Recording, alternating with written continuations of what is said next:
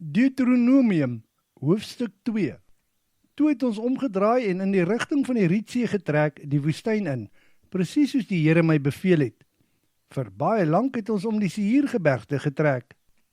En die Here het vir my gesê, draai noordwaarts, want julle het lank genoeg om hierdie berge getrek. Vir die volk moet jy die volgende bevel gee. Nou gaan julle deur die grondgebied van die Edomiete, julle broers trek. Hulle woon in Seir. Kyk, hulle sal baie bang wees vir julle. Wees dus versigtig om nie in 'n oorlog met hulle betrokke te raak nie. Ek sal nie 'n handbreedte van hulle land aan julle gee nie. Die Seirberge het ek vir Esau gegee as sy erflike besitting. Die kos wat julle gaan eet en die water wat julle gaan drink, moet julle by hulle koop. Alles wat julle gedoen het, is deur die Here julle God geseën. Selfs met julle trek deur hierdie groot woestyn, het hy na julle omgesien. Die Here julle God was met julle hierdie hele 40 jaar lank. Daarom het julle aan niks 'n tekort gehad nie. So het ons dan verby die afstammelinge van Esau, ons broer, getrek. Die pad wat van Elat en Esjon-Geber deur die dorpsvlakte van die Dooie See loop, het ons vermy. Toe het ons gedraai in die rigting van die woestyn van Moab. En die Here het vir my gesê, julle moet nie in 'n geveg betrokke raak met Moab en met hulle oorlog voer nie. Ek sal niks van hulle land vir julle gee nie. Ek het Ar as besitting aan die afstammelinge van Lot gegee. In die verlede het die Emite daar gewoon. Hulle was groot en sterk soos die Enakite. Die Enakite en die Emite word ook Refaite genoem, maar hulle word Emite genoem deur die Moabite. In die verlede het die Goriete in Seir gewoon, maar die afstammelinge van Esau het hulle verdryf en oorwin. Toe het hulle in hulle woongebiede gaan woon, presies soos die Israeliete later gedoen het in die land wat die Here vir hulle as erfdeel gegee het. En die Here het ons opdrag gegee om oor die Seretspruit te trek, en ons het dit gedoen.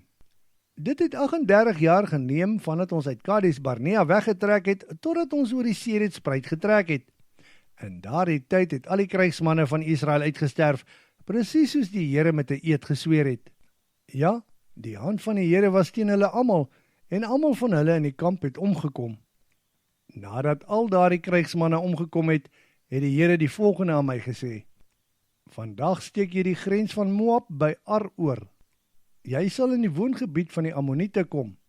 Jy moet hulle nie as jou vyande sien nie, en jy mag nie teen hulle oorlog voer nie. Ek sal niks van die Ammoniete se land aan jou gee nie. Ek het hierdie land aan die afstammelinge van Lot gegee as hulle erfgrond. In die verlede is dit ook gesien as die Refaite se land, maar hulle word Samsumite genoem deur die Ammoniete. Hulle was groot en sterk soos die Enakite.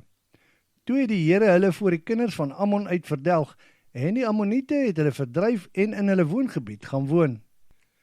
Die Here het ook die Goriete voor die afstammelinge van Esau uit Seir uitverdelg. Die kinders van Esau het hulle toe verdryf en in hulle woongebied gaan woon. Hulle woon vandag nog daar. Die Avite, wat in die dorpe van Gaza gewoon het, is deur die Kaftoriete wat uit Kaftor, die eiland Kreta, afkomstig is, uitgedelg, en hulle het in hulle woongebied gaan woon. Toe het die Here gesê, julle moet kamp opbreek en oor die Arnon rivier trek. Sihon, die Amoriet wat koning is oor Gesbon, se land gee ek in julle hand. Julle moet teen hom oorlog voer en sy land in besit neem. Van vandag af sal ek begin om al die volke van die aarde bang te maak vir julle. Wanneer hulle van julle hoor, sal vrees en bewing hulle beetpak. Daarop het ek boodskappers vanuit die woestyn na Sihon, die koning van Gesbon, gestuur met 'n vredesvoorstel. Ek vra toestemming om deur jou land te trek. Ons sal pad langs hou en nie van die roete afwyk nie. Jy kan kos en water aan my verkoop. Gee my net toestemming om te voet deur jou gebied te trek. Die afstammelinge van Esau, wat in Seir woonagtig is, asook die Moabite wat in Ar woon, het my toegelaat om so deur hulle gebiede te trek.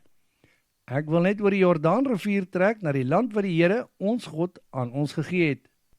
Sihon, die koning van Gesbon, het egter geweier om ons te laat deurtrek, omdat die Here, ons God, sy hart en gees verhard het, sodat ons hom in die oorlog kon verslaan en hy tot vandag toe in ons mag is.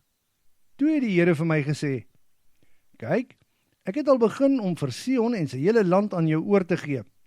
Begin dan nou om sy land in besit te neem. Sion het toe met al sy manskappe teen ons opgeruk om by Jahas teen ons oorlog te voer. Toe het die Here ons God hom in ons hand oorgegee. Ons het hom, sy seuns en sy hele volk verslaan. Al sy stede het ons tydens daardie tyd ingeneem en ons het al die mans, die vroue en die kinders met die banvloek getref. Daar het niemand vrygekom nie. Slegs die diere en die oorlogsbyt van die stede het ons vir onsself geneem. Van Aroer af, wat langs die Arnon rivier in die dal geleë is, tot by Gilead kon ons al die stede inneem. Die Here het dit alles in ons hande oorgegee. Die gebied aan die kant van die Jabok rivier, asook die stede in die berge, daar die hele gebied van die Ammoniete, het ons egter nie ingeneem nie, omdat die Here ons dit verbied het.